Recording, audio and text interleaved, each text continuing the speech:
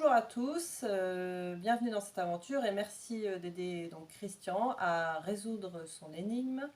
Je vous présente donc la première des 3 vidéos que vous allez voir au cours de votre aventure. Donc nous allons parler un petit peu de chimie et d'alimentation.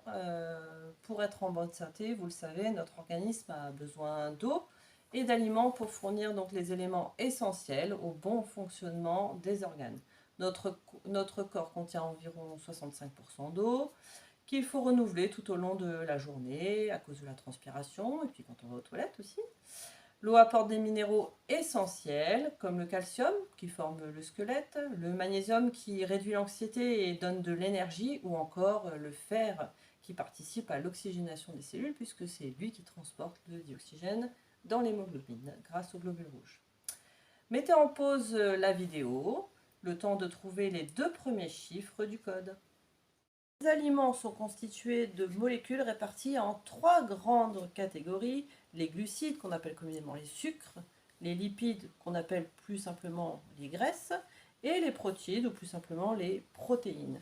Pour être en bonne santé, il est important de manger des aliments qui contiennent toutes ces molécules. Si on manque de sucre par exemple, ce qu'on appelle l'hypoglycémie, on va avoir la tête qui tourne, voire on peut s'évanouir, car il se trouve que nos cellules du cerveau, les neurones, ne peuvent se nourrir que de sucre, et d'un sucre en particulier, le glucose.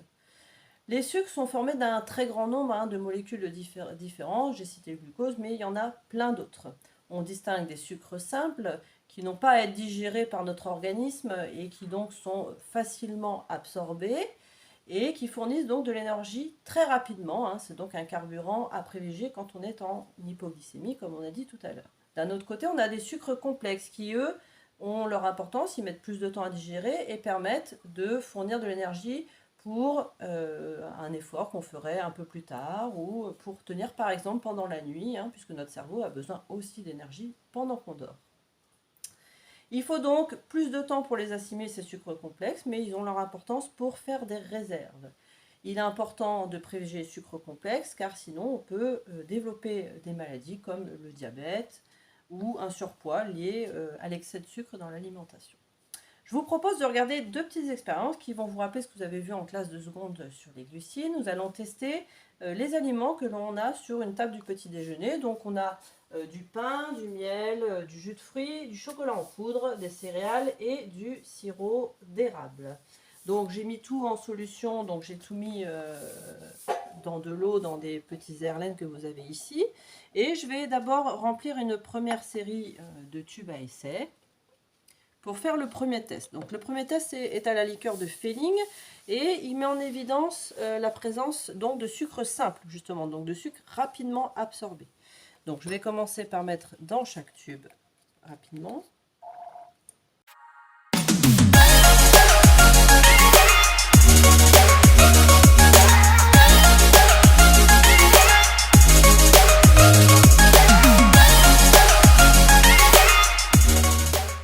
Donc là, mes aliments sont prêts. Donc maintenant, je vais mettre le réactif. Donc le réactif, pour ceux qui ne se rappellent pas, il est en 2 solutions. On a une solution A et une solution B.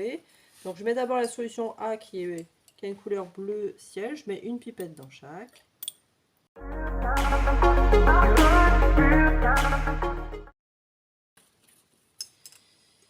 Hop, alors, la solution B.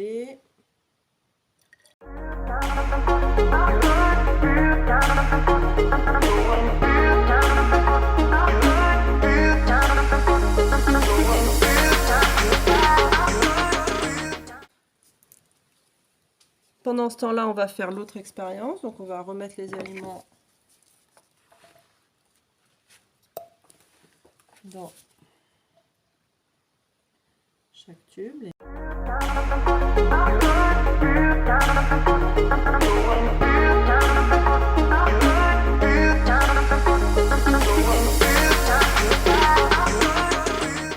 Nos aliments sont prêts. Donc maintenant, on prend le réactif, donc le Lugol. Hop. Et on va mettre...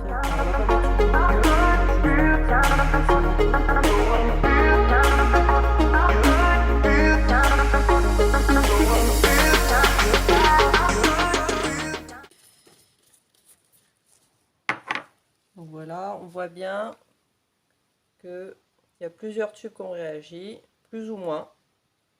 Mais dès qu'il y a un minimum de réaction, et on voit que ceux où ça n'a pas réagi, soit c'est resté de la même couleur pour ceux qui sont foncés, soit quand c'était transparent, ça a pris la couleur du réactif. On voit que c'est jaune comme le réactif.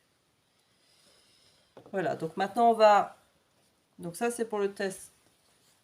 Ça vous donne donc votre 4e chiffre. Et on va...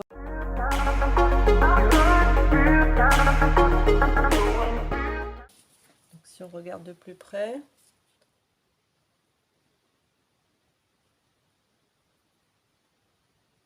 Hop.